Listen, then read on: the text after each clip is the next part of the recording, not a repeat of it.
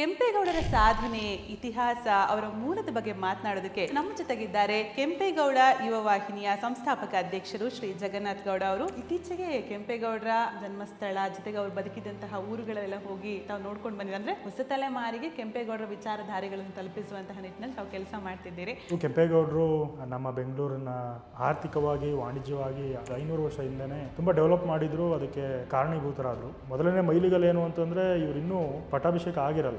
ಆವಾಗ್ಲೇನೆ ಮಾಗಡಿ ತಾಲೂಕು ಕುದೂರು ಹೋಬಳಿ ಬಿಸ್ಕೂರ್ ಅನ್ನೋ ಗ್ರಾಮದಲ್ಲಿ ವೀರ್ಗಲ್ಲಿದೆ ಒಂದು ದ್ವಾರ ಬಾಗಿಲು, ಅಲ್ಲಿ ಒಂದು ಶಿಲಾಶಾಸನ ಇದೆ. ಅವ್ರು ಯುವರಾಜರಾಗಿದ್ದಾಗೆ ಅವ್ರಿಗೆ ಅಧಿಕಾರ ಕೊಟ್ಟಿರ್ತಾರೆ. ಇವ್ರು ವಿಜಯನಗರ ಹೋಗಿ ಬರ್ತಾ ಇದ್ರು. ವಿಜಯನಗರ ದಸರಾ ನೋಡಿದ್ರು. ವಿಜಯನಗರ ಎಷ್ಟು ಚೆನ್ನಾಗಿ ಡೆವಲಪ್ ಆಗ್ತದೆ, ವೈಭವನೆಲ್ಲ ನೋಡಿದ್ರು. ಅದನ್ನ ನೋಡಿ ನಾನು ಇದನ್ನ ಒಂದು ಕ್ರಿಯೇಟ್ ಮಾಡಬೇಕು, ಈ ತರ ಒಂದು ಸೃಷ್ಟಿ ಮಾಡಬೇಕು ಅನ್ನೋದು ಅವ್ರ ಮನಸ್ಸಲ್ಲಿ ಬರುತ್ತೆ. ಅದಕ್ಕೆ ತಯಾರಿ ಮಾಡಿಕೊಂಡು ಶುರು ಮಾಡ್ತಾರೆ ಅಂತ. ಈ ಕೆಂಪೇಗೌಡರು ಅಸ್ತಿತ್ವ ಅಥವಾ ತಾವು ಅಧಿಕಾರ ವಹಿಸಿಕೊಳ್ಳೋದಕ್ಕೆ ಮುಂಚೆ ಬೆಂಗಳೂರು ಏನಾಗಿತ್ತು? ಬರೀ ಕಾಡೇ ಇತ್ತ ಅಥವಾ ಇಲ್ಲಿ ಯಾವುದೇ ಪಟ್ಟಣಗಳು ಇತ್ತೋ ಇಲ್ವೋ ಅನ್ನೋದೇನಾದ್ರು ಪುರಾವೆ ಇದೆಯಾ ಸರ್? ಅವರು ವಹಿಸ್ಕೊಳ್ಳೋಕೆ ಮೊದಲು ಯಲಹಂಕ ಮಹಾನಾಡು ಅಂತ ಇತ್ತು. ಬೆಂಗಳೂರು ಇತಿಹಾಸ ಬೇಗೂರು ಗ್ರಾಮ ಅಂತ ಏನಿದೆಯಲ್ಲ, ಬೇಗೂರು ಗ್ರಾಮ ಅಂಕನಮಠ ಅಂತಿದೆ. ಅಲ್ಲಿ ಮಠದ ಶಾಸನದಲ್ಲಿ ಏನು ಹೇಳಿದರೆ, ಚೋಳರ ಕಾಲದಲ್ಲೇ ಬೆಂಗಳೂರು ಅಂತ ನೇಮ್ ಇತ್ತು. ಆಲ್ರೆಡಿ ಇತ್ತು ಅದೊಂದು ಊರು. ಕೆಂಪೇಗೌಡರು ಹೊಸದಾಗಿ ಒಂದು ನಗರ ನಿರ್ಮಾಣ ಮಾಡ್ತಾರೆ, ಅದಕ್ಕೂ ಬೆಂಗಳೂರು ಅಂತ ಕೊಡ್ತಾರೆ. ಬೆಂಗಳೂರನ್ನ ಏನಕ್ಕೆ ಉದ್ಧಾರ ಮಾಡಿದ್ರು, ಬೆಂಗಳೂರು ಏನಕ್ಕೆ, ವೈ ಬೆಂಗಳೂರು ಅಂತ ನೋಡೋಕೆ ಹೋದ್ರೆ ಬೆಂಗಳೂರು ಎಕ್ಸಾಕ್ಟ್ಲಿ ಮ್ಯಾಪ್ನ ಫೋಲ್ಡ್ ಮಾಡಿದ್ರೆ ಎಕ್ಸಾಕ್ಟ್ಲಿ ಸೆಂಟರ್ಗೆ ಬೆಂಗಳೂರು ಬರುತ್ತೆ. ನಮಸ್ಕಾರ. ಜೂನ್ 27 ಕೆಂಪೇಗೌಡರ 517ನೇ ಜಯಂತ್ಯೋತ್ಸವ. ನವ ಸಮಾಜದ ನಿರ್ಮಾಣ ಜೊತೆಗೆ ಸಮುದಾಯದ ವ್ಯಕ್ತಿಯಾಗಿ ಅಷ್ಟೇ ಅಲ್ಲದೆ ಸಮಾಜದ ಅಭಿವೃದ್ಧಿಗೆ ಶ್ರಮಿಸಿದವರು ಕೆಂಪೇಗೌಡರು. ಇವತ್ತಿಗೆ ನಾವು ನೀವು ಜೀವಿಸ್ತಿರುವಂತಹ ಬೆಂಗಳೂರು, ಬೇರೆ ಬೇರೆ ಊರುಗಳಿಂದ ಬದುಕು ಕಟ್ಟಿಕೊಳ್ತಿರುವಂತಹ ಬೆಂಗಳೂರು, ಎಲ್ಲ ಕನಸಿನ ತಾಣ ಬೆಂಗಳೂರು ಏನಿದೆ, ಈ ಹಿಂದಿರುವಂತಹ ಕರ್ತೃ ಕೆಂಪೇಗೌಡರು. ಕೆಂಪೇಗೌಡರ ಸಾಧನೆ, ಇತಿಹಾಸ, ಅವರ ಮೂಲದ ಬಗ್ಗೆ ಮಾತನಾಡೋದಕ್ಕೆ ಇವತ್ತು ನಮ್ಮ ಜೊತೆಗಿದ್ದಾರೆ ಕೆಂಪೇಗೌಡ ಯುವ ವಾಹಿನಿಯ ಸಂಸ್ಥಾಪಕ ಅಧ್ಯಕ್ಷರು ಶ್ರೀ ಜಗನ್ನಾಥ್ ಗೌಡ ಅವರು. ಸರ್ ನಮಸ್ತೆ, ಕಾರ್ಯಕ್ರಮಕ್ಕೆ ಪ್ರೀತಿಯ ಸ್ವಾಗತ. ಸರ್, ತಾವು ಕೆಂಪೇಗೌಡರ ಬಗ್ಗೆ ಬಹಳ ಒಂದು ರೀತಿ ಅಭಿಮಾನವನ್ನು ಇಟ್ಕೊಂಡಿದ್ದೀರಿ, ಜೊತೆಗೆ ಯುವ ವಾಹಿನಿಯನ್ನು ಹುಟ್ಟುಹಾಕಿದ್ದೀರಿ. ಇತ್ತೀಚೆಗೆ ಕೆಂಪೇಗೌಡರ ಜನ್ಮಸ್ಥಳ ಜೊತೆಗೆ ಅವರು ಬದುಕಿದಂತಹ ಊರುಗಳೆಲ್ಲ ಹೋಗಿ ತಾವು ನೋಡ್ಕೊಂಡು ಬಂದಿದೆ. ಅಂದರೆ ಹೊಸ ತಲೆಮಾರಿಗೆ ಕೆಂಪೇಗೌಡರ ವಿಚಾರಧಾರೆಗಳನ್ನು ತಲುಪಿಸುವಂತಹ ನಿಟ್ಟಿನಲ್ಲಿ ತಾವು ಕೆಲಸ ಮಾಡ್ತಿದ್ದೀರಿ. ತಮಗೆ ಕೆಂಪೇಗೌಡರ ಸಾಧನೆಗಳನ್ನ ಕೇಳೋದಕ್ಕಿಂತ ಮುಂಚಿತವಾಗಿ ಕೆಂಪೇಗೌಡರ ಮೂಲ ಹೇಗೆ ಅನ್ನೋದು ನಾನು ತಿಳ್ಕೊಬೇಕು ಅನ್ನೋ ಪ್ರಯತ್ನ ಮಾಡ್ತಾ ಇದ್ದೀನಿ. ಹೌದು, ಕೆಂಪೇಗೌಡರು ನಮ್ಮ ಬೆಂಗಳೂರನ್ನ ಆರ್ಥಿಕವಾಗಿ, ವಾಣಿಜ್ಯವಾಗಿ ಹಿಂದಿನ ಕಾಲ 500 ವರ್ಷ ಹಿಂದೆನೇ ತುಂಬ ಡೆವಲಪ್ ಮಾಡಿದರು. ಅದಕ್ಕೆ ಕಾರಣೀಭೂತರಾದರು. ಅವ್ರ ಬಗ್ಗೆ ಡಿಸ್ಕಸ್ ಮಾಡೋಕೆ ಮೊದಲು ಅವರ ಮೂಲ ತಿಳ್ಕೊಳ್ಳೋಣ. ಅವರು ಮೂಲ ಬಂದು ಬೈರೇಗೌಡರು ಅಂತೇಳಿ, ರಣಬೈರೇಗೌಡರು. ಅವ್ರನ್ನ 5ನೇ ತಲೆಮಾರು ಹಿಂದಿನವರು. ಅವರು ತಲಕಾಡಿನ ಗಂಗರು 500 ವರ್ಷಗಳ ಹಿಂದೆ ಸಾಮ್ರಾಜ್ಯ ಮಾಡ್ಕೊಂಡಿರ್ತಾರೆ. ಅದನ್ನು ಚೋಳರು ಫರ್ದರ್ ಆಕ್ಯುಪೈ ಮಾಡ್ಕೊಳ್ತಾರೆ. ಗಂಗರ ಮೇಲೆ ಯುದ್ಧ ಮಾಡಿ ಚೋಳರು ಆಕ್ಯುಪೈ ಮಾಡ್ಕೊಳ್ತಾರೆ. ಚೋಳರ ಮೇಲೆ ಯುದ್ಧ ಮಾಡಿ ಹೊಯ್ಸಳರು ಅದನ್ನು ಮತ್ತೆ ವಶಪಡಿಸ್ಕೊಳ್ತಾರೆ ರಾಜ್ಯನ. ಹೊಯ್ಸಳರ ಸಾಮ್ರಾಜ್ಯ ತುಂಬ ಬೃಹದಾಕಾರವಾಗಿರುತ್ತೆ, ಅಂದರೆ ತುಂಬ ವ್ಯಾಸ್ಟ್ ಆಗಿರುತ್ತೆ. ಅಲ್ಲಿ ಏನಾಗ್ತಿತ್ತು, ಹಿಂದಿನ ಕಾಲದಲ್ಲಿ ಒಂದು ಕಡೆ ಕ್ಯಾಪಿಟಲ್ ಇರ್ತಾಯಿತ್ತು. ಬೇರೆ ಬೇರೆ ರಾಜ್ಯಗಳನ್ನ ವಶಪಡಿಸ್ಕೊಂಡಾಗ ಅಲ್ಲಿಗೆ ಇವ್ರ ಕಡೆಯಿಂದ ಪ್ರತಿನಿಧಿಗಳನ್ನ ಕಳಿಸ್ಕೊಡ್ತಾಯಿದ್ರು. ಅದೇ ರೀತಿ ಹೊಯ್ಸಳ ರಾಜರು ಯಾವಾಗ ಕಾನ್ಕ್ವರ್ ಮಾಡ್ಕೊಳ್ತಾರೆ, ಅದನ್ನೆಲ್ಲ ವಶಪಡಿಸ್ಕೊಂಡ ನಂತರ ಈ ಬೈರೇಗೌಡರನ್ನ ಇಲ್ಲಿಂದ ಕಂಚಿಗೆ ಪ್ರತಿನಿಧಿಯಾಗಿ ಕಳಿಸ್ಕೊಡ್ತಾರೆ. ತದನಂತರ ದಿನಗಳಲ್ಲಿ ಅಲಾವುದ್ದೀನ್ ಖಲ್ಜಿ ಪ್ರತಿನಿಧಿ ಯಾರೋ ಒಬ್ಬ ಮಲ್ಲಿಕಾಫರ್ ಅಂತ ಯಾರಿದ್ದಾರೆ, ಅವರು 1333 ಕ್ರಿಸ್ತಶಕ 1333ರಲ್ಲಿ ಅಲ್ಲಿ ಹೋಗಿ ಆವಾಗ ಹೊಯ್ಸಳರಲ್ಲಿ 3ನೇ ಬಲ್ಲಾಳ ದೇವ ಆಡಳಿತ ನಡೆಸ್ತಾ ಇರ್ತಾನೆ. ಅವನ್ನ ಸೋಲಿಸಿ ಅಮಾನುಷವಾಗಿ ಸಾಯಿಸ್ಬಿಟ್ಟು ಚರ್ಮನ ಎಳೆದು ಮಧುರೈ ಕೋಟೆಯ ಮೇಲೆ ಹಾರಾಡಿಸ್ತಾರೆ. ಅಷ್ಟು ಧ್ವಜದ ಮಾದರಿಯಲ್ಲಿ ಹಾರಾಡಿಸ್ತಾರೆ. ಅಷ್ಟು ವಿಕೃತಿಯನ್ನು ಮೆರೆದಿರ್ತಾರೆ. ಸೊ ಇದನ್ನೆಲ್ಲ ನೋಡಿದಂಥ ಅವ್ರ ಕೆಳಗಡೆ ಇದ್ದ ಸಾಮಂತ ರಾಜರುಗಳು ಇವರೆಲ್ಲ ಇರ್ತಾರಲ್ಲ, ಅವರು ಸ್ವಲ್ಪ ಹೆದರ್ತಾರೆ. ಬಿಟ್ಟು ಆ ಟೈಮಲ್ಲಿ ಬೈರೇಗೌಡರು ಏನಲ್ಲಿ ಕಂಚಿಯಲ್ಲಿದ್ದರು, ಅವರು ವಾಪಸ್ ಬೆಂಗಳೂರು ಕಡೆ ಬರ್ತಾರೆ. ಇದು ಮೂಲ. ಅಂದ್ರೆ ಮೂಲ ಕೆಂಪೇಗೌಡರು ರಾಜಮನೆತನದವರು ಆಗಿರ್ಲಿಲ್ಲ, ಅಂದ್ರೆ ಸಾಮಂತ ರಾಜರ ರೀತಿ, ಅಂದ್ರೆ ರಾಜರ ಪ್ರತಿನಿಧಿಯಾಗಿ ಕೆಲಸ ಮಾಡ್ತಿದ್ದು. ಹೌದೌದು, ಸ್ಟಾರ್ಟ್ ಆಗೋದೇ ಅಲ್ಲಿಂದ. ರಾಜರ ಪ್ರತಿನಿಧಿ ಅಲ್ಲಿಗೆ ಹೋಗಿರ್ತಾರೆ. ಅಲ್ಲಿಂದ ಇಲ್ಲಿ ಯಾವಾಗ ಬೆಂಗಳೂರು ಕಡೆ ಬರ್ತಾರೆ, ಬೆಂಗಳೂರು ಕಡೆ ಬಂದು ನಂದಿ ಪಕ್ಕ ಆವತಿ ಅಂತ ಏನಿದೆ, ಅಲ್ಲಿ ಅವರು ನಾಡಗೌಡರಾಗಿ ನೆಲೆಸ್ತಾರೆ. ಅವ್ರ ಜೊತೆ ಇನ್ನೂ 7 ಜನ ಬ್ರದರ್ಸ್ ಬಂದರು ಅಂತ ಹೇಳ್ತಾರೆ, ಅಣ್ಣ ತಂದಿರು ಬಂದರು. ಆಮೇಲೆ ಅಲ್ಲೇನೋ ಚಿನ್ನ ಸಿಕ್ತು, ಅದನ್ನು ಡಿವೈಡ್ ಮಾಡಿಕೊಂಡು ರಣಬೈರೇಗೌಡರು ಬೈರೇಗೌಡರು, ಬೈರದೇವ ಅಂತಲೂ ಹೇಳ್ತಾರೆ, ಅವರು ಅಲ್ಲಿ ನಾಡದೊರೆಗಳಾಗಿ ಸೇರಿಕೊಂಡು ಅದ ನಂತರ ವೃದ್ಧಿ ಮಾಡ್ಕೊಂಡು ಹೋಗಿ ಅವರಾದ್ಮೇಲೆ ಜಯಗೌಡ ಬರ್ತಾರೆ, ಜಯಗೌಡ ಆದಮೇಲೆ ಗಿಡ್ಡಪ್ಪ ಗೌಡ ಬರ್ತಾರೆ. ಅದಾದ ನಂತರ ಕೆಂಪೇಗೌಡರು, ಕೆಂಪೇಗೌಡರ ತಂದೆ, ಈ ಥರ 11 ತಲೆಮಾರು ರೂಲ್ ಮಾಡಿರ್ತಾರೆ. ಓಕೆ, ಕೆಂಪೇಗೌಡರ ಹಿಂದೆ ಕೆಂಪನಂಜೇಗೌಡರ ತಂದೆ. ನಮಗೆ ಗೊತ್ತಿದೆ ಕೆಂಪೇಗೌಡರು ಅಧಿಕಾರ ವಹಿಸ್ಕೊಳ್ಬೇಕಾದ್ರೆ ತುಂಬ ಸಣ್ಣ ವಯಸ್ಸು, ಕಿರಿಯ ವಯಸ್ಸು ಅಂತ ಹೇಳಿ. ಕೆಂಪನಂಜೇಗೌಡರ ಪಾತ್ರ ಅಥವಾ ಅವರು ಅಭಿವೃದ್ಧಿಯಲ್ಲಿ ಏನಾದರೂ ತೊಡಗಿಸ್ಕೊಂಡಿರೋದು ಇದೆಯಾ ಸರ್? ಯಾಕಂದರೆ ಈ ಪ್ರತಿನಿಧಿಯಾಗಿ ಹೊರತುಪಡಿಸಿ ಬೇರೆ ಅಭಿವೃದ್ಧಿ, ಕೃಷಿ ಮಾಡ್ಕೊಂಡಿರೋದೆಲ್ಲ ಪುರಾವೆಗಳಿದೆ. ಆದರೆ ಕೆಂಪೇಗೌಡರಿಗೆ ಇಷ್ಟು ಒಂದು ಪವರ್, ಅಂದರೆ ಏನೇ ಒಂದು ಲೀಡರ್ಶಿಪ್ ಕ್ವಾಲಿಟಿ ಬರಬೇಕಂದ್ರೂ ಕೂಡ ತಂದೆಯಿಂದ ಏನಾದರೂ ಒಂದು ಬಂದಿರಬೇಕಲ್ಲ? ಹೌದು, ಕೆಂಪನಂಜೇಗೌಡರು ದೂರದೃಷ್ಟಿ ಉಳ್ಳ ವ್ಯಕ್ತಿನೇ ಆಗಿದ್ದರು. ಇಲ್ಲೊಂದು ಕೆಲವೊಂದು ಬದಲಾವಣೆ ನಡೆಯುತ್ತೆ, ಪೊಲಿಟಿಕ್ಸ್ ನಡೆಯುತ್ತೆ.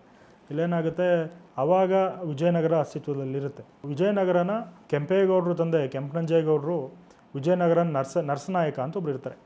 ಆ ನರಸನಾಯಕ ಕೆಂಪನಂಜೇಗೌಡರಿಗೆ ಫ್ರೆಂಡ್ ಆಗಿರ್ತಾರೆ. ನರಸನಾಯಕ ವಿಜಯನಗರ ಸಾಮ್ರಾಜ್ಯಕ್ಕೆ ಅಧಿಪತಿಯಾಗಕ್ಕೆ ಹೋದಾಗ ಯುದ್ಧದಲ್ಲಿ ಕೆಂಪನಂಜೇಗೌಡರು ಹೆಲ್ಪ್ ಮಾಡ್ತಾರೆ. ತದನಂತರ ನರಸನಾಯಕರ ಮಗ ಕೃಷ್ಣದೇವರಾಯ, ಅದಾದ ನಂತರ ಅಚ್ಯುತರಾಯ ಬರ್ತಾರೆ. ಕೃಷ್ಣದೇವರಾಯ ಫರ್ದರು ಕೆಂಪನಂಜೇಗೌಡರು ಮಗ ಏನಿರ್ತಾರೆ ಕೆಂಪೇಗೌಡರು, ಇವರೆಲ್ಲ ನೋಡ್ಕೊಂಡಿರ್ತಾರೆ, ಯುವಕರಾಗಿದ್ದಾಗೆ ನೋಡಿರ್ತಾರೆ. ಇಲ್ಲಿ ಮೊದಲನೇ ಮೈಲಿಗಲ್ಲೇನು ಅಂತಂದರೆ ಇವರಿನ್ನೂ ಪಟ್ಟಾಭಿಷೇಕ ಆಗಿರಲ್ಲ ಆವಾಗಲೇ ಕೆಂಪೇಗೌಡರಿಗೆ. ಆವಾಗಲೇ ಮಾಗಡಿ ತಾಲೂಕು ಕುದೂರು ಹೋಬಳಿ ಬಿಸ್ಕೂರ್ ಅನ್ನೋ ಗ್ರಾಮದಲ್ಲಿ ವೀರ್ಗಲ್ಲಿದೆ ಒಂದು, ವೀರ್ಗಲ್ಲಲ್ಲ ಅದು ದ್ವಾರ ಬಾಗಿಲು, ಊರಿನ ದ್ವಾರ ಬಾಗಿಲು. ಅಲ್ಲಿ ಒಂದು ಶಿಲಾಶಾಸನ ಇದೆ. ಅವರು ಯುವರಾಜರಾಗಿದ್ದಾಗೆ ಅವ್ರಿಗೆ ಅಧಿಕಾರ ಕೊಟ್ಟಿರ್ತಾರೆ. ಅಂದ್ರೆ ಇನ್ನೊಂದೇನು ಇಲ್ಲಿ ತಾವು ಈ ಹಿಂದೆ ಕೂಡ ಹೇಳಿದ್ರಿ, ರಾಜರು ಯಾವುದೇ ಸಾಮಂತ ರಾಜರಿಗೆ ಏನೇ ಪ್ರತ್ಯೇಕವಾಗಿ ಅಥವಾ ಸ್ವತಂತ್ರವಾಗಿ ಡಿಸಿಷನ್ ಮೇಕಿಂಗ್ ಇರಲಿಲ್ಲ ಅಂತ. ಕೆಂಪನಂಜೇಗೌಡರ ಕಾಲಕ್ಕೆ ಅದು ಬಂತು ಅಂತ, ಅದು ಹೌದಾ ಸರ್? ಕೆಂಪನಂಜೇಗೌಡರ ಕಾಲದಿಂದ ಪ್ರಿಯರಾಗಿ ಏನು ಗಿಡ್ಡಪ್ಪ ಗೌಡ, ಜಯಗೌಡ ಎಲ್ಲ ಇದ್ರು, ಅವ್ರಿಗೆ ಯಾರಿಗೂ ಅವಕಾಶ ಕೊಟ್ಟಿರಲಿಲ್ಲ. ಇವ್ರಿಗೆ ಮೊದಲನೇದಾಗಿ ಕೊಡ್ತಾರೆ. ಆ ಶಿಲಾಶಾಸನದಲ್ಲಿ ಪರ್ಟಿಕ್ಯುಲರ್ ಆಗಿ ಹೇಳಿದ್ದಾರೆ, ಕೆಂಪನಂಜೇಗೌಡರು ಮಗ ಯುವರಾಜ ಕೆಂಪೇಗೌಡ ಅಂತ ಹೇಳಿದ್ದಾರೆ. ದಟ್ ಈಸ್ ಪರ್ಟಿಕ್ಯುಲರ್ ಆಗಿ ಮೆನ್ಷನ್ ಮಾಡಿದ್ದಾರೆ. ಅದಾದ ನಂತರ ಕೆಂಪನಂಜೇಗೌಡರು ತೀರ್ಕೊಳ್ತಾ ಇದ್ದ ತಕ್ಷಣ ಅಲ್ಲಿ ವಿಜಯನಗರ ಸಾಮ್ರಾಜ್ಯದಲ್ಲಿ ಕೃಷ್ಣದೇವರಾಜರು ತೀರ್ಕೊಳ್ತಾರೆ. ಅಲ್ಲಿ ಅಚ್ಯುತದೇವರಾಯ ಬರ್ತಾರೆ, ಇಲ್ಲಿ ಕೆಂಪೇಗೌಡರು ಬರ್ತಾರೆ. ಕೆಂಪೇಗೌಡರು ಫರ್ದರ್ ಅವ್ರೇನು ಕಥೆಗಳೇನು ಹೇಳುತ್ತೆ ಅಂತಂದರೆ, ಇವ್ರು ವಿಜಯನಗರ ಹೋಗಿ ಬರ್ತಾಯಿದ್ರು, ವಿಜಯನಗರ ದಸರಾ ನೋಡಿದ್ರು, ವಿಜಯನಗರ ಎಷ್ಟು ಚೆನ್ನಾಗಿ ಡೆವಲಪ್ ಆಗ್ತಿದೆ, ವೈಭವನೆಲ್ಲ ನೋಡಿದ್ರು. ಅದನ್ನ ನೋಡಿ ನಾನು ಇದನ್ನು ಒಂದು ಕ್ರಿಯೇಟ್ ಮಾಡಬೇಕು, ಈ ಥರ ಒಂದು ಸೃಷ್ಟಿ ಮಾಡಬೇಕು ಅನ್ನೋದು ಅವ್ರ ಮನಸ್ಸಲ್ಲಿ ಬರುತ್ತೆ. ಅದಕ್ಕೆ ತಯಾರಿ ಮಾಡಿಕೊಂಡು ಶುರು ಮಾಡ್ತಾರೆ ಅಂತ. ಓಕೆ, ಅಂದರೆ ಕೆಂಪೇಗೌಡರು ಅಂತ ಬಂದ ತಕ್ಷಣ ಎಲ್ಲರೂ ಹೇಳಿದ್ರು ಮಾಗಡಿ ಕೆಂಪೇಗೌಡರು ಅಂತ, ಹೌದಲ್ಲ? ಅಂದರೆ ಮಾಗಡಿ ಸುತ್ತಮುತ್ತ ಅವರು ಅಂದರೆ ಬೆಂಗಳೂರು ವ್ಯಾಪ್ತಿ ಇಷ್ಟು ದೊಡ್ಡದಿರಲಿಲ್ಲ. ಇವತ್ತಿಗೆ ಆನೇಕಲ್ಲು, ದೇವನಹಳ್ಳಿ, ಕನಕಪುರ, ಬಿಡದಿ ಎಲ್ಲದೂ ಬೆಂಗಳೂರಾಗಿದೆ. ಅವತ್ತಿಗೆ ಬೆಂಗಳೂರು ಅನ್ನೋ ಒಂದು ಸೀಮಿತ ಭಾಗ ಇರಲಿಲ್ಲ. ಯಾಕಂದರೆ ತಾವೇ ಹೇಳಿದ ಹಾಗೆ ಮೊದಲು ಬೇರೆ ಬೇರೆ ಜಾಗಗಳನ್ನು ಅಕ್ವೈರ್ ಮಾಡ್ತಾ ಹೋಗ್ತಾ ಇದ್ರು ಅಂತ ಹೇಳಿದೆ. ಈ ಕೆಂಪೇಗೌಡರು ಅಸ್ತಿತ್ವ ಅಥವಾ ತಾವು ಅಧಿಕಾರ ವಹಿಸ್ಕೊಳ್ಳೋದಕ್ಕೆ ಮುಂಚೆ ಬೆಂಗಳೂರು ಏನಾಗಿತ್ತು? ಬರೀ ಕಾಡೇ ಇತ್ತಾ ಅಥವಾ ಇಲ್ಲಿ ಯಾವುದೇ ಪಟ್ಟಣಗಳು ಇತ್ತೋ ಇಲ್ವೋ ಅನ್ನೋದೇನಾದ್ರು ಪುರಾವೆ ಇದೆಯಾ ಸರ್? ಅವರು ವಹಿಸ್ಕೊಳ್ಳೋಕೆ ಮೊದಲು ಯಲಹಂಕ ಮಹಾನಾಡು ಅಂತ ಇತ್ತು. ಅದಕ್ಕೆ ಯಲಹಂಕ ಪಾಳೆಗಾರರು ಅಂತ ಹೇಳಿ ಕರೀತಿದ್ದಿದ್ದು. ಪಾಳೆಗಾರರು ಅಂತ ಕೆಲವರು ಹೇಳ್ತಾರೆ, ಬಟ್ ಸಾಮಂತರಾಜರಾಗಿದ್ರು ಅವಾಗ ಅವರು.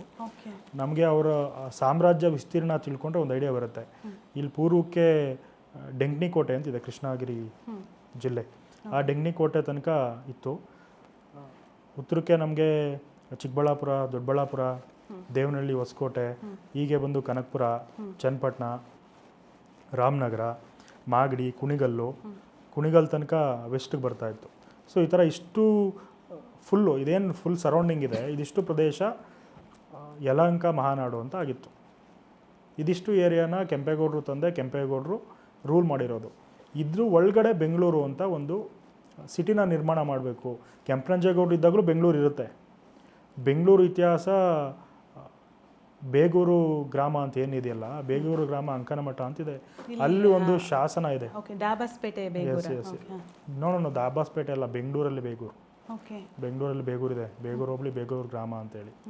ಅಲ್ಲಿ ಮಠದ ಶಾಸನದಲ್ಲಿ ಏನು ಹೇಳಿದರೆ 810 ಐ ಥಿಂಕ್ ಕೃಷ್ಣಶಕ ಚೋಳರ ಕಾಲದಲ್ಲೇ ಬೆಂಗಳೂರು ಅಂತ ನೇಮ್ ಇತ್ತು. ಆಲ್ರೆಡಿ ಇತ್ತು ಅದೊಂದು ಊರು. ಕೆಂಪೇಗೌಡರು ಹೊಸದಾಗಿ ಒಂದು ನಗರ ನಿರ್ಮಾಣ ಮಾಡ್ತಾರೆ, ಅದಕ್ಕೂ ಬೆಂಗಳೂರು ಅಂತ ಕೊಡ್ತಾರೆ. So it's different. ಕೆಂಪನಂಜೇಗೌಡರು ಬೆಂಗಳೂರಲ್ಲಿದ್ದರು, ಬೆಂಗಳೂರು ಕೋಟೆ ಇತ್ತು. ಫರ್ದರ್ ಇವರು ಬೆಂಗಳೂರು ದೊಡ್ಡ ನಗರನೇ ಕಟ್ಬಿಡ್ತಾರೆ. ಓಕೆ, ಈಗ ಕಟ್ಟಿರೋದಂದ್ರೆ ಹೆಂಗೆ ಸರ್, ನಗರ ಕಟ್ಟೋದಂದ್ರೆ ಹೆಂಗೆ? ಇವಾಗ ನಾವೊಂದೇನೋ IT ಸಿಟಿ ಮಾಡ್ತೀವಿ ಅಂತೆಲ್ಲ ಹೇಳ್ತಾರಲ್ಲ, ಇವಾಗ ಬೇರೆ ಬೇರೆ ಊರುಗಳನ್ನ ಕಟ್ಟೋದು ಅಂತ ಹೇಳಿದ್ರೆ ಅದು ಸುಲಭ ಆಗಿರೋದಿಲ್ಲ, ಯಾಕಂದ್ರೆ ಎಲ್ಲವೂ ಒಂದೇ ಸೂರಿನಡಿ ಇರಬೇಕಾಗುತ್ತೆ. ಸೊ ಒಂದು ಮನೆ ಕಟ್ಟಿದಾಗೆ ಅಲ್ಲಿ ಎಲೆಕ್ಟ್ರಿಸಿಟಿ ಇರಬೇಕು, ನೀರು ಇರಬೇಕು, ಪ್ರತಿಯೊಂದು ಇರಬೇಕು. ಬೆಂಗಳೂರು ಕಟ್ಟೋದಂದ್ರೆ ಹೆಂಗೆ ಸಾಧ್ಯ ಆಗುತ್ತೆ ಅಂತ ಹೇಳಿ? ಯಾಕಂದ್ರೆ ಇಲ್ಲಿ ಎಲ್ಲ ಬಗೆಯ ಜನರು ಇರಬೇಕಾಗುತ್ತೆ. ಯಾವುದೋ ಒಂದು ಸಿಟಿ ಜನರು ಬದುಕೋದಕ್ಕೆ ಯೋಗ್ಯ ಆಗ್ಬೇಕಂತ ಹೇಳಿದ್ರೆ ಅಷ್ಟು ಫೆಸಿಲಿಟಿ ಕೊಡಬೇಕಾಗುತ್ತಲ್ಲ. ಸೊ ಅದರ ತಯಾರಿ ಹೇಗಿತ್ತು? ಮತ್ತು ಇವರಿಗೆ ಆಗಿನ ಕಾಲಕ್ಕೆ ಏನೋ ಒಂದು ಅಭಿವೃದ್ಧಿ ಮಾಡಬೇಕಂದ್ರೂ ಕೂಡ ಹಣದ ಅವಶ್ಯಕತೆ ಇರುತ್ತಲ್ವ? ಕೆಂಪೇಗೌಡರು ಅಷ್ಟು ಸ್ಥಿತಿವಂತರಾಗಿದ್ರ, ಹಣಕಾಸಿನ ಯಾವುದೇ ತೊಂದರೆಗಳು ಇರಲಿಲ್ವಾ ಅವರಿಗೆ ಅಂತ? ಕೆಂಪನಂಜೇಗೌಡರು ಆ ಥರ ಕೃಷ್ಣದೇವರಾಯರ ಜೊತೆ ಬಾಂಧವ್ಯ ಇತ್ತು, ಪಾಸಿಟಿವ್ ಆಗೇ ಇತ್ತು, ಅವರಿಬ್ರು ಚೆನ್ನಾಗೇ ಇದ್ದರು. ಮೊದಲನೇದಾಗಿ ಬೆಂಗಳೂರು ನೋಡಬೇಕಂತಂದರೆ ಬೆಂಗಳೂರನ್ನ ಏನಕ್ಕೆ ಉದ್ಧಾರ ಮಾಡಿದ್ರು, ಬೆಂಗಳೂರು ಏನಕ್ಕೆ, ವೈ ಬೆಂಗಳೂರು ಅಂತ ನೋಡೋಕೆ ಹೋದರೆ, ಬೆಂಗಳೂರು ಎಕ್ಸಾಕ್ಟ್ಲಿ ನೀವು ಮ್ಯಾಪ್ನ ಫೋಲ್ಡ್ ಮಾಡಿದ್ರೆ ಎಕ್ಸಾಕ್ಟ್ಲಿ ಸೆಂಟರ್ಗೆ ಬೆಂಗಳೂರು ಬರುತ್ತೆ. ಈ ಕೋಸ್ಟಿಂದ ಆ ಕೋಸ್ಟಲ್ ಏರಿಯಾ ವೈಸು ಎಕ್ಸ್ಪೋರ್ಟು ಎಲ್ಲ ನಡೀತಾ ಇತ್ತಲ್ಲ. ಆಗಿನ ಕಾಲಕ್ಕೇ ವಾಣಿಜ್ಯ ರೂಟ್ಗಳಿತ್ತು, ಬೆಂಗಳೂರು ಟು ಚೆನ್ನೈ ಕಡೆ ಆ ಸೈಡ್ ಹೋಗೋದು, ಆ್ಯಂಡ್ ದೆನ್ ಈ ಸೈಡು ಹೊನ್ನಾವರ ಕಡೆ, ಇದೆಲ್ಲ ರೋಡ್ಗಳೆಲ್ಲ ಇತ್ತು ಅವಾಗ, ಅದನ್ನೆಲ್ಲ ಮಾಡಿದರು. ಇಲ್ಲಿ ಕೆಂಪೇಗೌಡರು ದೂರದೃಷ್ಟಿ ಇರುತ್ತೆ, ನಾನೊಂದು ನಗರ ನಿರ್ಮಾಣ ಮಾಡಬೇಕು ಅಂತ. ಇದಕ್ಕೆ ಅಚ್ಯುತರಾಯರು ಏನು ಬರ್ತಾರೆ, ಕೃಷ್ಣದೇವರ ಆದ ನಂತರ ಅಚ್ಯುತರಾಯರು 30,000 ವರಹಗಳು ಕೊಟ್ಟರು, ಕೆಂಪೇಗೌಡರು ಮಾಡ್ತಾರೆ ಅನ್ನೋ ನಂಬಿಕೆಯಲ್ಲಿ 30,000 ವರಹ ಕೊಟ್ಟಿರ್ತಾರೆ. ಅದ್ರ ಜೊತೆಗೆ ಬೆಂಗಳೂರಲ್ಲಿ 12 ಹೋಬಳಿಗಳಿದೆ, ವರ್ತೂರು, ಕೆಂಗೇರಿ, ಈ ಥರ ಎಲ್ಲ ಹೋಬಳಿಗಳು ಏನೇನಿದೆ, ಈ ಹೋಬಳಿಗಳು ಬರೋ ಆದಾಯನೂ ಇಟ್ಕೊಂಡು ನೀನು ನಗರ ಮಾಡುವಂಥ ಒಂದು ಅವಕಾಶ ಕೊಟ್ಟಿರ್ತಾರೆ. ಅದಾದ ನಂತರ ಕೆಂಪೇಗೌಡರು ನೋಡಿ, ಕೆಂಪೇಗೌಡರು ಯೋಚನೆಗಳು ಹೆಂಗಿತ್ತು ಅಂತ ಹೇಳಿದ್ರೆ, ಒಬ್ಬ ರಾಜ್ಯನ ಆಡಳಿತ ಸುಭದ್ರವಾಗಿ ನಡೆಸಬೇಕು ಅಂತ ಹೇಳಿದ್ರೆ ಮುಖ್ಯವಾಗಿ ಬೇಕಾಗಿರೋದು ಆರ್ಥಿಕ ವೃದ್ಧಿ, ಸೈನಿಕರುಗಳು, ನಂತರ ಬರೋದು ಆರೋಗ್ಯ. ಇದು ಮೂರನ್ನ ತುಂಬ ಇಂಪಾರ್ಟೆಂಟ್ ಆಗಿ ನೋಡ್ಕೋಬೇಕಾಗ್ತದೆ. ಇವರು ಬೆಂಗಳೂರು ಕಟ್ಟಬೇಕಾದ್ರೆ ಬೆಂಗಳೂರು ಕಟ್ತಾರೆ, ಒಂದು ಕಡೆ ಕೋಟೆ, ಒಂದು ಕಡೆ ಪೇಟೆ ಅಂತ. ಕೋಟೆ ಅಂತ ಕೋಟೆ ಅಂತ ಬಂದಾಗ ರಾಜರದು ಅವ್ರ ಆಡಳಿತ ಎಲ್ಲ ನೋಡೋದು, ಅವ್ರು ಇರೋದಕ್ಕೆಲ್ಲ ಬರುತ್ತೆ. ಪೇಟೆ ಅಂತ ಬಂದರೆ ಇಲ್ಲಿ ವಾಣಿಜ್ಯೀಕರಣ ಮಾಡಿರ್ತಾರೆ, 64 ಪೇಟೆಗಳನ್ನ ಕಟ್ತಾರೆ. 64 ಪೇಟೆಗಳು ಹೇಗೆ ಅಂತಂದರೆ ಇಲ್ಲಿ ಅಲ್ಲಿ ಹೇಳ್ತಾರೆ ನಗರತ್ರ ಪೇಟೆ, ಅಕ್ಕಿಪೇಟೆ, ಬಿನ್ನಿಪೇಟೆ, ಎಲ್ಲ ಪೇಟೆಗಳು ಬರುತ್ತೆ. ಈ ಪೇಟೆಗಳಲ್ಲಿ ಆ ಕುಲಗಳು, ಆ ಕುಲ ಕಸಬು ಏನಿತ್ತು, ಯಾಕಂದರೆ ವಾಣಿಜ್ಯವಾಗಿ ಇಂಪ್ರೂವ್ ಮಾಡಬೇಕನ್ನೋದು ತಲೆಯಲ್ಲಿರುತ್ತೆ. ಯಾರ್ಯಾರು ಯಾವ್ಯಾವ ವೃತ್ತಿಗಳು ಮಾಡ್ತಾರೆ, ನಾವು ಎಲ್ಲ ನೋಡಿರೋ ಹಾಗೆ 64 ಕಲೆಗಳು, 64 ವೃತ್ತಿಗಳು ಅಂತ ಹೇಳ್ತಾರೆ. ಆ ಕರಕುಶಲವಾಗಿ ಯಾರು ಕೌಶಲ್ಯಾಭಿವೃದ್ಧಿಯಿಂದ ಹೊಂದಿರ್ತಾರೆ ಅಂಥವ್ರನ್ನ ತೊಗೊಂಬಂದು ಒಂದೊಂದು ಪೇಟೆ ಅಂತ ನಿರ್ಮಿಸಿ 64 ಪೇಟೆಗಳಾಗಿ ಮಾಡಿ ಅವ್ರಿಗೆ ಅವಕಾಶ ಮಾಡಿಕೊಡ್ತಾರೆ. ಅಲ್ಲೇ ರಾ ಮೆಟೀರಿಯಲ್ಲು ಬರಬೇಕು ಅವ್ರಿಗೆ, ಅದನ್ನು ತಯಾರು ಮಾಡಿ ಅಲ್ಲೇ ಮಾರೋದಕ್ಕೆ ಮಾರ್ಕೆಟನ್ನು ಮಾಡಿಕೊಡ್ತಾರೆ. ಇದರ ಜೊತೆಗೆ ಅವ್ರಿಗೆ ಪ್ರೊಟೆಕ್ಷನ್ ಇಂಪಾರ್ಟೆಂಟ್ ಆಗುತ್ತೆ. ಪ್ರೊಟೆಕ್ಷನ್ಗೋಸ್ಕರ ಕೋಟೆ ಕಟ್ಟಿ ಅಲ್ಲೆಲ್ಲ ಸೈನಿಕರನ್ನು ನೇಮಕ ಮಾಡ್ತಾರೆ. ಇನ್ನೊಂದು ಗಮನಾರ್ಹ ವಿಚಾರ ಅಂತ ಹೇಳಿದ್ರೆ, ಈ ಕೋಟೆಗಳಲ್ಲಿ ತಮಿಳ್ನಾಡಿನ ತಿಗಳನ್ನ ಕರ್ಕೊಬರ್ತಾರೆ, ಸೌರಾಷ್ಟ್ರದಿಂದ ಕರ್ಕೊಂಬಂದಿರ್ತಾರೆ, ಗುಜರಾತಿಗಳನ್ನ ಕರ್ಕೊಬರ್ತಾರೆ, ಚಿನ್ನ ಮಾಡೋರು, ಎಲ್ಲ ರೀತಿ ಒಂದು ದೇಶಕ್ಕೆ ಏನೆಲ್ಲ ಬೇಕು ಅದೆಲ್ಲ ತಯಾರು ಮಾಡುವಂಥ, ಇವಾಗೇನು ಇಂಡಸ್ಟ್ರಿಯಲೈಸೇಷನ್ ಅಂತ ಏನು ಹೇಳ್ತೀವಿ ಅದನ್ನೆಲ್ಲ ಅವ್ರು ಅವಾಗಲೇ ಮಾಡಿದರು. ಇವಾಗೆಲ್ಲ ನಾವು ಇಂಡಸ್ಟ್ರಿಯಲ್ ಏರಿಯಾ ಅಂತ ಹೇಳೋದೆಲ್ಲ ಅವಾಗೇ ಮಾಡಿದರು. ಇವಾಗ ಇಂಡಸ್ಟ್ರಿ ಅಂತ ದೊಡ್ಡ ದೊಡ್ಡ ಮಷಿನ್ಗಳು ಅಂತ ಅಂದ್ಕೊಳ್ತೀವಿ, ಬಟ್ ಅವಾಗ ಬಟ್ಟೆ ನೇಯ್ಗೆಯವರು, ಗಾಣಿಗರು, ಎಣ್ಣೆ ತೆಗಿಯೋರು, ಗಾಣಿಗರು ಅಂತಂದರೆ 2 ಎತ್ತಿಟ್ಕೊಂಡ್ರೆ ಹೆಗ್ಗಾಣಿಗರು ಅಂತಾರೆ, ಒಂದಿದ್ರೆ ಒಂದು ಅಂತಾರೆ, ಗಾಣ ಕಟ್ಬಿಟ್ಟು ಕಲ್ಲಿಗೆ ಕಟ್ಬಿಟ್ಟು ಮಾಡ್ತಿದ್ದು. ಈ ಥರ ಪ್ರತಿಯೊಂದು ದಿನನಿತ್ಯವಾಗಿ ಏನೇನು ಮನುಷ್ಯರು ಯೂಸ್ ಮಾಡ್ತಾರೆ ಅದನ್ನೆಲ್ಲ ತಯಾರು ಮಾಡಿ ಅದನ್ನು ಮಾರುವಂಥ ಮಾರ್ಕೆಟು, ಇದಕ್ಕೆಲ್ಲ ಒಂದು ಅವಕಾಶ ಮಾಡಿಕೊಟ್ಟಿದ್ರು. ಓಕೆ, ಅಂದರೆ ಏಕಾಏಕಿ ಬೆಂಗಳೂರು ಅನ್ನುವಂತಹ ಪೇಟೆ ಅಥವಾ ನಗರನ ಕಟ್ಟಿದಾಗ ಅಂಥದ್ದೇ ಮಾರುಕಟ್ಟೆ ಸೃಷ್ಟಿ ಮಾಡೋದಕ್ಕೆ ಸಾಧ್ಯ ಆಯಿತಾ ಅಂತ? ಯಾಕಂದರೆ ತಾವು ಹೇಳಿದ್ರಲ್ಲ, ಎಲ್ಲೋ ಬೇರೆ ಬೇರೆ ರಾಜ್ಯದಿಂದ ಕರ್ಕೊಂಬಂದು ಇಲ್ಲಿ ವೃತ್ತಿ ಆಧಾರಿತ ಕೆಲಸಗಳನ್ನು ಮಾಡೋದಕ್ಕೆ ಬಿಟ್ಟರು ಅಂತ ಹೇಳಿ ಅವ್ರಿಗೊಂದು ಮಾರುಕಟ್ಟೆ ದೊರಿಬೇಕಲ್ಲ, ಅಥವಾ ಜನ ಓಪನ್ ಆಗಿ ಅಯ್ಯೋ ಬೆಂಗಳೂರನ್ನೋ ಒಂದು ಹೊಸ ನಗರ ಕಟ್ಟಿದಾರಪ್ಪ, ನಾವು ಹೋಗಿ ಅಲ್ಲಿ ತೆರ್ಕೋಬೇಕು ಅನ್ನೋ ಥರದ್ದು ವಾತಾವರಣ ಸೃಷ್ಟಿ ಮಾಡಿದ್ರಾ ಅಂತ? ಬೆಂಗಳೂರು ಅವ್ರು ಕಟ್ಟಿದ್ದ ನಗರ ಎಲ್ಲಿ ಬರುತ್ತೆ ಅಂದರೆ, ಎಕ್ಸಾಕ್ಟ್ಲಿ ಇವಾಗ ನಾವೇನು KR ಮಾರ್ಕೆಟ್ ನೋಡ್ತಿದ್ದೀವಲ್ಲ, KR ಮಾರ್ಕೆಟು ಆ ಪ್ರದೇಶಕ್ಕೆ ಬಾರ್ಡರ್ ಬಂದು ನಮಗೆ ಮೇಲ್ಗಡೆ ಕೆಂಪೇಗೌಡ ರಸ್ತೆ ಇದೆಯಲ್ಲ, ಸ್ಟೇಟ್ ಬ್ಯಾಂಕ್ ಆಫ್ ಮೈಸೂರು, ಅಲ್ಲಿಂದ ಕೆಳಗಡೆ ಈ ಸೈಡ್ ರೈಟ್ ಸೈಡ್ ಬಂದರೆ ನಮಗೆ ಹಲ್ಸೂರು ಏನಿದೆ, ಹಲ್ಸೂರು ಗೇಟ್ ಈ ಸೈಡು ಲೆಫ್ಟು, ನೆಕ್ಸ್ಟು ಕೆಳಗಡೆ ಬಂದೆ KR ಮಾರ್ಕೆಟ್. KR ಮಾರ್ಕೆಟಿಂದ ಇಲ್ಲಿ ನಮ್ಗೆ ಕೆಂಪೇಗೌಡ ಕಿಮ್ಸ್ ಏನಿದೆ ಹಾಸ್ಪಿಟಲ್ ಅಲ್ಲಿ ತನಕ ಇತ್ತು ಅಂತ ಹೇಳ್ತಾರೆ. ಲೆಫ್ಟ್ ಸೈಡ್ಗೆ ಗೂಡ್ಸ್ ರಸ್ತೆ, ಗೂಡ್ಸ್ ರೋಡ್ ಅಂತ ಏನು ಹೇಳ್ತೀವಿ ಅಲ್ಲಿ ತನಕ. ಸೊ ಇದಿಷ್ಟು ಚೌಕಾಕಾರವಾಗಿತ್ತು. ಸೊ ಇಲ್ಲಿ ಅರ್ಧದಲ್ಲಿ ಕೋಟೆ ಕಟ್ಟರು, ಪಕ್ಕದಲ್ಲಿ ಪೇಟೆ ಅಂತ ಏನಿತ್ತು, ಇದೆರಡಕ್ಕೆ ಒಂದು ದ್ವಾರ. ಆ ಮೇಲ್ಗಡೆ ಏನೇನು ತಯಾರಿ ಮಾಡ್ತಾರೆ ಇದನ್ನೆಲ್ಲ ಮಾರೋದಕ್ಕೆ, ಮಾರ್ಬಿಟ್ಟು ತೊಗೊಂಡು ಹೋಗೋದಕ್ಕೆ. ಉತ್ತರಕ್ಕೆ ನಮಗೆ ಯಲಹಂಕಗೆ ಹೋಗೋದ ಕಡೆ ಒಂದು ದ್ವಾರ, ಪಶ್ಚಿಮಕ್ಕೆ ಹೊನ್ನಾವರಕ್ಕೆ ಹೋಗೋ ಒಂದು ದ್ವಾರ, ಪೂರ್ವಕ್ಕೆ ಆನೆಕಲ್ಲು, ಕೆಳಗಡೆ ಕನಕಪುರ್ಗೆ ಹೋಗೋ ಕಡೆ ಸೌತ್ಗೆ. ಈ ಥರ ಪ್ರತಿಯೊಂದು ರೋಡ್ಗಳನ್ನ ಎಸ್ಟಾಬ್ಲಿಷ್ ಮಾಡಿರ್ತಾರೆ. ವಾಣಿಜ್ಯ ಆಗಬೇಕು ಅಂದರೆ ರೋಡ್ಗಳೇ ಇಂಪಾರ್ಟೆಂಟು. ಸೊ ಆ ಥರ ರೋಡ್ಗಳು ಎಸ್ಟಾಬ್ಲಿಷ್ ಮಾಡಿ ಮಾರುಕಟ್ಟೆ ಒಂದು ಕೊಡ್ತಾರೆ. ಅಲ್ಲೆಲ್ಲ ತಯಾರು ಮಾಡೋದನ್ನು ಅಲ್ಲೇ ಮಾರೋದಕ್ಕೆ ಅವಕಾಶಗಳನ್ನ ಕೊಟ್ಟಿರ್ತಾರೆ. ಇದನ್ನೆಲ್ಲ ಕೋಟೆ ಒಳಗಡೆ ಇರುತ್ತೆ, ಪ್ರೊಟೆಕ್ಷನು ಇರುತ್ತೆ. ಸೊ ಇದು ಆಬ್ವಿಯಸ್ಲಿ ತುಂಬ ಚೆನ್ನಾಗಿ ಅವಾಗ ಆಲೋಚನೆ ಹೇಗಿತ್ತು ಸರ್? ಅಂದರೆ ನಮ್ಮ ಜನರಿಗೆ ಸಹಾಯ ಆಗಬೇಕು ಅನ್ನೋದಿತ್ತ, ಅಥವಾ ಬೆಂಗಳೂರು ಅನ್ನುವಂತಹ ಒಂದು ನಗರನ ಹುಟ್ಟು ಹಾಕಿದರೆ ಇದು ವಿಶ್ವವ್ಯಾಪಿ ಗುರುತಾಗಬೇಕು, ಅಂದರೆ ಬೇರೆಯವರಿಗೆ ಪೈಪೋಟಿ ನೀಡೋ ರೀತಿ ಬೆಳಿಬೇಕು ಅನ್ನೋ ಥರದ ವಿಚಾರ ಏನಾದರೂ ಇತ್ತ? ಇಲ್ಲ. ನಾವು ಇತಿಹಾಸ ಓದಿದ್ರೆ ಏನು ಅರ್ಥ ಆಗುತ್ತೆ ಅಂತಂದರೆ, ಅವಾಗ ಅಷ್ಟೊಂದೇನು ಅವ್ರಿಗೆ ಜ್ಞಾನ ಗ್ಲೋಬಲೈಸೇಷನ್ ಎಲ್ಲ ಇರಲಿಲ್ಲ ಅವಾಗ. ಇಲ್ಲಿ ಅವರು ವಿಜಯನಗರದಲ್ಲಿ ಏನು ನೋಡಿ ಆ ವೈಭವ ನೋಡಿರ್ತಾರಲ್ಲ, ಅದನ್ನ ಮರುಕಳಿಸ್ಬೇಕು ಅನ್ನೋದು ಅವರಲ್ಲಿ ಇರುತ್ತೆ. ಆ ಮಾದರಿಯಲ್ಲಿ ಮಾಡಬೇಕು ಅಂತ. ಬಟ್ ಈ ಥರ ಇಷ್ಟೊಂದು ಸ್ಪಷ್ಟವಾಗಿ ಇಷ್ಟೊಂದು ವಿಚಾರ ಇಟ್ಕೊಂಡು ಮಾಡಿರೋವಂಥ ನಗರಗಳು ಇದೆ. ಇದೊಂದೇ ಹಿಸ್ಟ್ರಿಯಲ್ಲಿ ಸಿಗೋದು. ಬೇರೆದೇನೋ ಮಾಡ್ತಾರೆ, ವಿಜಯನಗರದಲ್ಲೂ ಮಾಡಿದ್ರು ಅಂತ ಹೇಳಿದ್ರೆ ಅದು ಇಷ್ಟೊಂದು ಕ್ರಿಯಾಶೀಲವಾಗಿ ಮಾಡಿರಲ್ಲ. ಇಲ್ಲಿ ಕೋಟೆ ಪೇಟೆ ಇಷ್ಟು ಜನರ ಕಸುಬು ಮಾಡ್ತಾರೆ, ಅವ್ರನ್ನ ತಗೊಂಡು ಇಲ್ಲಿ ಇಡೋದು, ಅವ್ರನ್ನ ಮಾರಾಟ ಮಾಡೋದಕ್ಕೆ, ಅವ್ರಿಗೆ ರಾ ಮೆಟೀರಿಯಲ್ ಬೇಕು ಅಂತೇಳಿ ಸುತ್ತ ಎಲ್ಲ ರೈತರುಗಳಿಗೆ ಜಮೀನುಗಳು ಕೊಟ್ಟು ಮಾಡಿಸೋದು, ಈ ಥರ ಎಲ್ಲ ಯಾರೂ ಮಾಡಿರಲ್ಲ. ಇವಾಗ ಒಳಗಡೆ ಎಲ್ಲ ಕುಲ ಕಸುಬು ಇರೋರನ್ನೆಲ್ಲ ಒಳಗಡೆ ಇಟ್ಟಿರ್ತಾರೆ. ಪೇಟೆ ಒಳಗಡೆ ಈ ಒಕ್ಕಲಿಗರು, ಬೋವಿಗಳು, ಕುರುಬರು ಇವ್ರನ್ನೆಲ್ಲ ಏನು ಮಾಡಿರ್ತಾರೆ, ಹೊರಗಡೆ ಇಟ್ಟಿರ್ತಾರೆ. ಕುಲ ಕಸುಬು ಮಾಡೋರಿಗೆ ಅವ್ರಿಗೆ ಸ್ವಲ್ಪ ಜಾಗ ಇದ್ದರೆ ಸಾಕು. ಈ ರೈತರು ಒಕ್ಕಲಿಗರಿಗೆಲ್ಲ ಜಾಸ್ತಿ ಲ್ಯಾಂಡ್ ಬೇಕು, ಕುರುಬರು ಅವರು ಮೇಕೆಗಳೆಲ್ಲ ಮೇಯ್ಸೋಕೆ ಜಾಸ್ತಿ ಲ್ಯಾಂಡ್ ಬೇಕು, ಅವ್ರನ್ನೆಲ್ಲ ಹೊರಗಡೆ ಜಾಸ್ತಿ ಲ್ಯಾಂಡ್ ಕೊಟ್ಟು ಇಟ್ಟಿರ್ತಾರೆ. ಸೊ ಇದೆಲ್ಲ ತುಂಬ ಮುಂದಾಲೋಚನೆ ಇಟ್ಕೊಂಡು ಆರ್ಥಿಕವಾಗಿ ಸಬಲರಾಗಬೇಕು, ನಾವು ಜನಗಳಿಗೆ ಏನಾದ್ರು ಮಾಡಬೇಕು ಅಂದಾಗಷ್ಟೇ ಇದು ಬರೋದು. ಕೆಂಪೇಗೌಡರು ಅವ್ರಿಗೋಸ್ಕರ ಏನು ಮಾಡ್ಕೊಂಡಿಲ್ಲ. ಇದಿಷ್ಟೆಲ್ಲ ಮಾಡಿದ್ದು ಜನಗಳಿಗೋಸ್ಕರ, ನಾಡು ಉದ್ಧಾರ ಆಗಲಿ ಅಂತೇಳಿ.